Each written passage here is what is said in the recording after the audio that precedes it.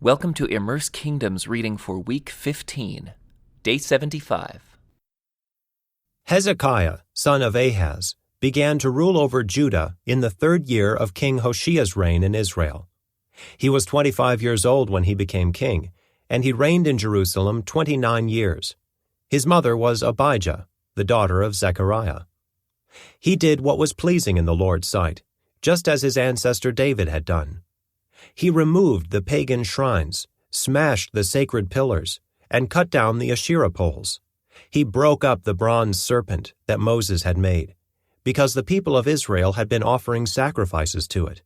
The bronze serpent was called Nehushtan. Hezekiah trusted in the Lord, the God of Israel. There was no one like him among all the kings of Judah, either before or after his time.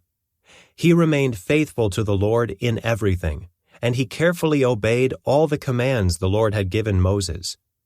So the Lord was with him, and Hezekiah was successful in everything he did. He revolted against the king of Assyria and refused to pay him tribute. He also conquered the Philistines as far distant as Gaza and its territory, from their smallest outpost to their largest walled city. During the 4th year of Hezekiah's reign, which was the 7th year of King Hoshea's reign in Israel, King Shalmaneser of Assyria attacked the city of Samaria and began a siege against it. 3 years later, during the 6th year of King Hezekiah's reign and the 9th year of King Hoshea's reign in Israel, Samaria fell. At that time, the king of Assyria exiled the Israelites to Assyria and placed them in colonies in Haleth along the banks of the Habor River in Gozan, and in the cities of the Medes, for they refused to listen to the Lord their God and obey him. Instead, they violated his covenant, all the laws that Moses, the Lord's servant, had commanded them to obey.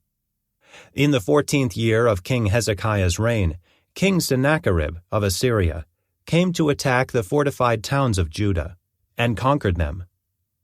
King Hezekiah sent this message to the king of Assyria at Lachish: "I have done wrong. I will pay whatever tribute money you demand, if you will only withdraw." The king of Assyria then demanded a settlement of more than 11 tons of silver and 1 ton of gold. To gather this amount, King Hezekiah used all the silver stored in the temple of the Lord and in the palace treasury. Hezekiah even stripped the gold from the doors of the Lord's temple, and from the doorposts he had overlaid with gold, and he gave it all to the Assyrian king. Nevertheless, the king of Assyria sent his commander-in-chief, his field commander, and his chief of staff from Lachish with a huge army to confront King Hezekiah in Jerusalem. The Assyrians took up a position beside the aqueduct that feeds water into the upper pool, near the road leading to the field where cloth is washed. They summoned King Hezekiah, but the king sent these officials to meet with them: Eliakim, son of Hilkiah, the palace administrator; Shebna, the court secretary; and Joah, son of Asaph, the royal historian.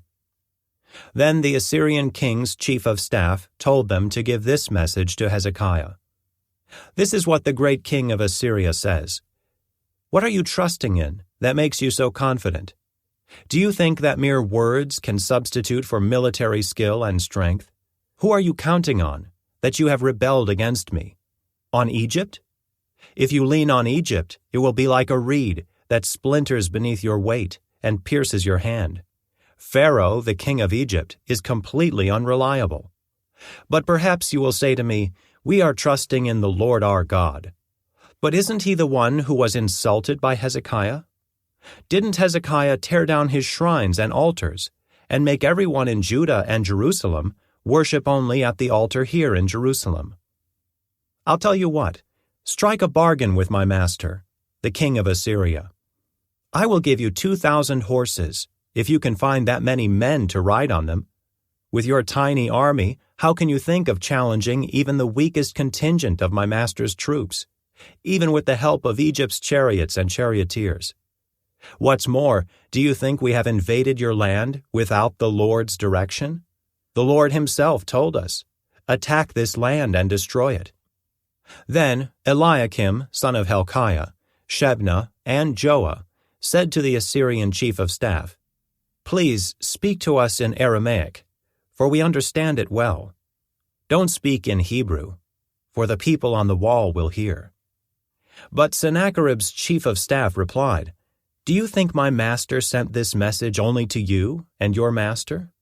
He wants all the people to hear it. For when we put this city under siege, they will suffer along with you. They will be so hungry and thirsty that they will eat their own dung and drink their own urine."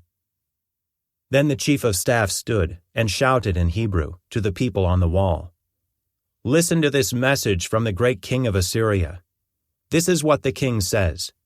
Don't let Hezekiah deceive you. He will never be able to rescue you from my power.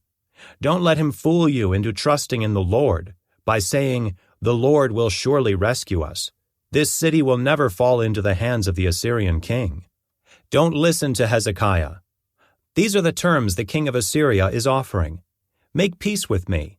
Open the gates and come out. Then each of you can continue eating from your own grapevine and fig tree, and drinking from your own well. Then I will arrange to take you to another land like this one, a land of grain and new wine, bread and vineyards, olive groves and honey. Choose life instead of death. Don't listen to Hezekiah when he tries to mislead you by saying, 'The Lord will rescue us.' Have the gods of any other nations ever saved their people from the king of Assyria? What happened to the gods of Hamath and Arpad? And what about the gods of Sepharvaim, Hena, and Ivah? Did any god rescue Samaria from my power? What god of any nation has ever been able to save its people from my power? So what makes you think that the Lord can rescue Jerusalem from me?" But the people were silent and did not utter a word, because Hezekiah had commanded them, "Do not answer him." This concludes today's Immerse reading experience. Thank you for joining us.